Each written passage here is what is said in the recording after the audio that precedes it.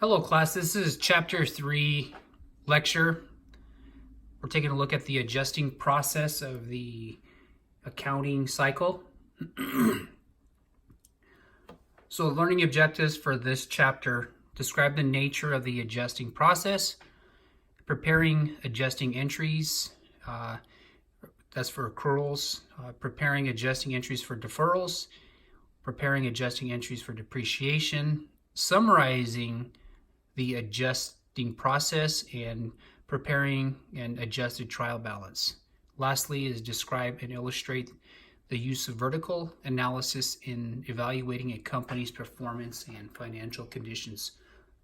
So I'll go through and talk about each of these objectives as we go through this presentation. So accrual and cash basis of accounting. So accrual accounting, revenues are reported on the income statement in the period in which a service has been performed or a product has been delivered. Cash may or may not be received from customers during this period. That means cash can be received, or we can put it on an account receivable. The accrual basis of accounting also requires expenses to be recorded when they are incurred, not necessarily when cash is paid. GAAP require the accrual basis of accounting. Typically, large accounting firms go with accrual basis if you have a small business or a sole proprietorship. And sometimes LLCs, LLCs you have to report with accrual.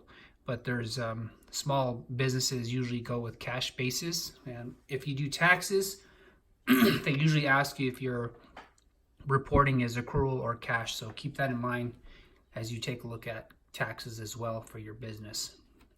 So under the cash basis of accounting, revenues and expenses are reported on the income statement like we've been doing, in which the cash is received or paid. So that's the cash basis. Small service business may use the cash basis of accounting because they have few receivables and payables. So it just depends on how many receivables you have. For most large businesses, exactly what I was talking about. For most large businesses, cash will not provide accurate financial statements, so they'd have to go with accrual. So revenue and expense recognition. Principle states that revenues are recorded when earned, which is when the services have been performed or products have been delivered to customers. Typically, revenue is normally measured as the assets received, such as cash or accounts receivable. Okay, so this is all the theory. I'll get into and explain what this means as we progress into the chapter or the lecture. Expense recognition principle. The expense incurred in generating revenue must be reported in the same period as the related revenue. This is also called the matching principle, and matching revenues and expenses, net income or loss for the period is properly reported on the income statement. Adjusting entries are required to properly match revenues and expenses. So the adjusting process, at the end of an accounting period, and an unadjusted trial balance is prepared to verify that the total debt balances equal the total credit balances. Many of these account balances are reported in the financial statements without change. So most of them are, but there's going to be some adjustments that need to be made. So previously we took a look at unadjusted trial balances, so we're going to make adjustments now. So some accounts on the unadjusted trial balance, however, require adjustments for the following reasons. Some expenses are not recorded daily. For example, the use of supplies would require many entries with small amounts. Inventory is also another one that you don't want to report on daily. Some revenues and expenses are incurred as time passes rather than a separate transaction, such as rent received in advance. It expires and becomes revenue with a passage of time. Sometimes prepaid expenses can also fall into that category. So revenues and expenses may be unrecorded at the end of the accounting period. For example, a company may have provided services to customers that is not billed or recorded at the end of the accounting period. So, and I'll explain that here in a bit. So the analysis and updating of accounts at the end of the period before the financial statements are prepared is called the adjusting process. The journal entries that bring the accounts up to date at the end of the accounting period are called adjusting entries. All adjusting entries affect at least one income statement account and one balance sheet account. Thus, an adjusting entry will always involve a revenue or an expense account and an asset or liability account as well. So types of requiring adjustments. So there are two general classifications. There's accruals and then there's also deferrals. So accruals occurs when revenue has been earned or an expense has been incurred but has not been recorded. If the accrual is for revenue, the adjusting entry debits an asset account receivable and credits a revenue account. If the accrual is for an expense, the adjusting entry debits an expense account and credits a related liability account such as account payable or wages payable. So here's what it looks like. Accruals. So initial recording, transaction revenue has been earned. No journal entry has been made. Adjusting data, end of the period, revenue earned, accounts receivable, and then revenue is accredited. Accrued expense has been incurred. This is the initial. Then accrued expense, adjustment expense, and then accounts payable. So you're pulling it, basically you're recording it finally at that particular moment. Type of accounts requiring adjustments, these ones are deferrals. A deferral occurs when cash related to a future revenue or expense has been initially recorded as a liability or an asset. So if the cash received is related to future revenue, it is initially recorded as a liability called unearned revenue. An example of this would be concerts, okay? Whenever people take money for concerts, that's how it would be recorded.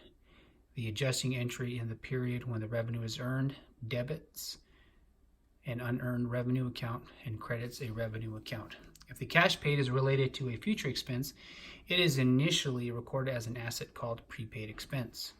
The adjusting entry in the period when the expense is incurred is debits and an expense account and credits a prepaid expense asset account. Prepaid, okay? So keep in mind prepaid insurance, things like that.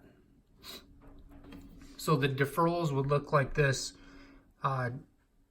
The initial recording, cash, unearned revenue,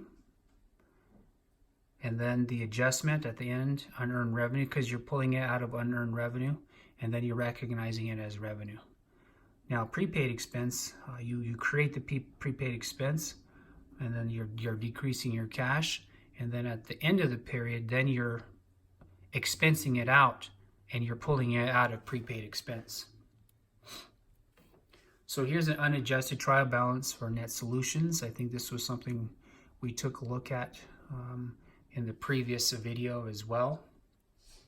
So they do balance. That's one of the reasons why we do an unadjusted trial balance, to see if our accounts do balance, our debits equals our credits, see if our double entry accounting balance actually balances. Accrued revenues. So here's an example. So December 31st, accounts receivable, which is account 12, is debited for $500. Fees earned, $500. Accrued fees, 25 hours times $20 per hour. So the accounting equation impact is right there on the bottom. Okay. So expanded chart of accounts for this company. Again, these assets, 11, 12, the account and their numbers are right there for the assets. The liabilities always start with a 2. Stockholders' equity always start with 3. And don't forget, assets are always a 1, 100, 1,000, 10,000, so on and so forth. Income statements revenues are always 4s, expenses are always 5. Effects of omitting the adjusting entry for accrued revenues. So if the adjustment for the accrued revenue, $500, is not recorded, the income statement and balance sheet prepared on December 30th will be misstated. So here's what happens. Revenue $500, net income $500. This is showing the impact of this entry. Okay, so notice how the revenues ends up on net income. Net income goes to the balance sheet, and then it also impacts your stockholder equity. So that's just showing the impact on the different financial statements. So in this example, this is December 31 wage expense for $250 and wages payable. Actually, up on top it says wages of $950 on December 13th and $1,200 on December 27th. As of December 31, owes $250 of wages to employee for Monday and Tuesday. A lot of times this happens whenever there's you're closing out an accounting period, and when that happens, it creates a separation of a payable and an expense. So the entry is right there on the bottom. Wage expense for $250, wages payable $250. All we're doing is putting that into a payable. So then once their paycheck, once we close out the next bill, pay period, then we pull that payable and make it an expense on our income statement. Here's another. So NetSolution paid wages of $1,275 on January 10th. This payment includes $250 of accrued wages recorded on December 31st. So what we're doing here is we're pulling it out of wages payable, and now it says wages expense for $1,025 for a total cash that's coming out of our account of $1,275. Here's a breakdown of what it was talking about. So wages, that kind of breaks it down. Notice there was a split in the accounting period because you usually close your books on December 31st or the end of the month, but you still haven't paid for 2 days. So you put these 2 days right here into a payable, and then this one comes straight out of $1,025. So $250 you put into this right there. It's just a way of accounting for your wages or these adjusting entries that we have to make. So again, here's what happens. Here's the impact. Minus $250. Net income overstated by $250. So $250. Our liabilities are understated, and our stockholder equity is overstated. So that's the impact whenever you that $250 is not recorded. So let's see. So this is some examples that we'll go through. So accounts receivable is debited, fees earned for $1,360, and wages expense $1,000 or $10,000, wages payable. And that's based on this example, these two bullet points right here and right here. So these are the entries that we're going to make. Unearned revenue, so unearned rent revenue, December 31st for $120. Rent revenue for $120. And then the impact on the accounting equation is right below. So here's the effects again. This is revenue. So net income or revenue is overstated. Net income is understated. Liability is overstated. Stockholders' equity is understated. So there's definite correlation with how these impact each of the financial statements. Prepaid expenses.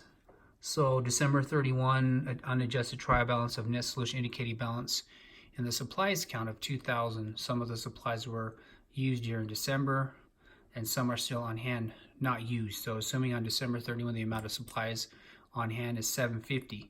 So then, or $760, the amount to be transferred from the asset account to the expense account is computed as follows.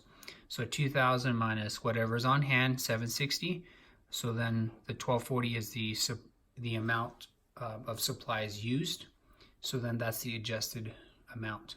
Keep in mind, we're trying to pull that $1,240 out of that supplies account.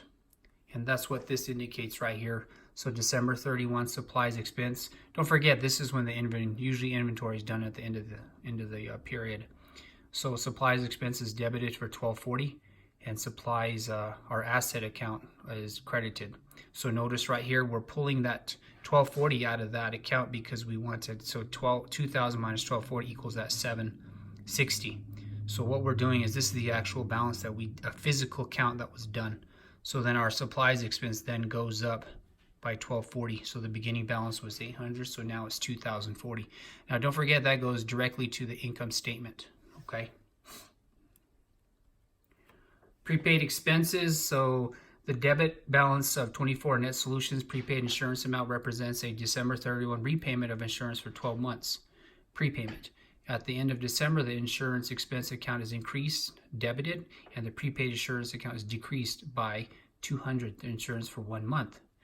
So the adjusting journal entry is right there. Insurance expense 2,000, prepaid insurance 200. Again, 200 was used, so we're pulling it out. So now the ending balance is 2,200, or the adjusted balance. And then right here under insurance expense, all we're doing, what we're trying to do is we're expensing that, and that's going to go directly on our income statement, because our revenues minus our expenses equals our net income. And don't forget that net income closes out to our equity, which our equity then affects our balance sheet. So here are the effects. Expense understated, net income over, assets are going to be overstated, and our equity is going to be overstated. So that's kind of what it would look like, affect how it would impact each of the financial statements. Okay, so this is another checkup. It says supplies on hand, selected unadjusted balance for Atlanta Rhythm Company on December 31 was as follows: supplies 2,700, prepaid insurance of 1,200, and then our unearned fees of 4,490. So supplies on hand, it will be 1,000. So our supplies, that means we use $1,700. Our prepaid insurance expired during the year of $1,000. So then our ending balance would be 2,000, and then our unearned fees on December 31 was 1,560. So we have to go through and make the necessary entries to those accounts. So here's what they would look like. Supplies expense 1,600. Now our supplies, we're pulling it out for 1,600. Our insurance expense is 1,000. Prepaid insurance 1,000. We're pulling. Keep in mind, we're pulling this out of our asset account because this insurance expense is an asset. Okay. Our unearned fees of 2,930. Our fees earned is 2,930. So what we're doing is we're recognizing that finally as revenue. Okay. Keep that in mind. Depreciation expense. Earlier in a previous video, I talked about contra assets, and accumulated depreciation and depreciation are actually contra assets, and we'll get into that maybe a little bit more as we get into fixed assets. So fixed assets or plant assets are physical resources that are owned and used by a business and are permanent or have a long life. Example of fixed assets include land, buildings, and equipment, sometimes vehicles as well. So as time passes, a fixed asset loses its ability to provide useful service. This decrease is useful. This decrease in usefulness is called depreciation. So all fixed assets except land lose their usefulness and thus are said to depreciate. As a fixed asset depreciates, excuse me, a portion of its cost should be recorded as an expense. So keep in mind, I'm not too sure if you all have heard recently, but I think a year or two ago, when Trump came to office, they said that you can write off as much of your depreciation expense in the first year or two of your business. But that's kind of one of the adjustments. So this periodic expense is called depreciation expense. So the adjusting entry to record depreciation expense is similar to the adjusting entry for supplies. So I'm not going to read all of that to you, but this accumulated depreciation, this actually will go underneath our asset. Whatever asset it is, that's why it'll be called a contra asset, accumulated depreciation. So again, remember how earlier I talked about a contra asset? The contra accounts, contra asset, so you can go ahead and read through that. I'll explain that a little bit more closely. So land, again, land does not depreciate. Buildings will have accumulated depreciation buildings. Store equipment, these are the contra assets over on the right. Okay, so Office equipment depreciates $50 during December. So depreciation expense $50. Don't forget that's going straight to our income statement. So then our accumulated depreciation office expense comes down $50. Keep in mind this accumulated depreciation, that means that our office equipment on our books now will be $50 less. Okay, so keep that in mind. As that indicates right here, $1,800. This will end up going up $50, $50, $50 once it gets up to $1,800. Actually, it depends on the useful life and what your asset can book at the end of its useful life. So keep that in mind. Depreciation expense, difference between the original cost of the office equipment and the balance and the accumulated depreciation. Office equipment account is called the book value of the asset or net book value. So keep that in mind. We'll look at that a little bit more as we get into some of these assets, fixed assets. Okay. Again, here's the impact. Expense is overstated. Net income is overstated. Assets are overstated. And our stockholders' equity will be overstated as well. Okay, I'm going to go ahead and end this one because this video is about 20 minutes right now. So I'll go ahead and pick up this next one on the next video.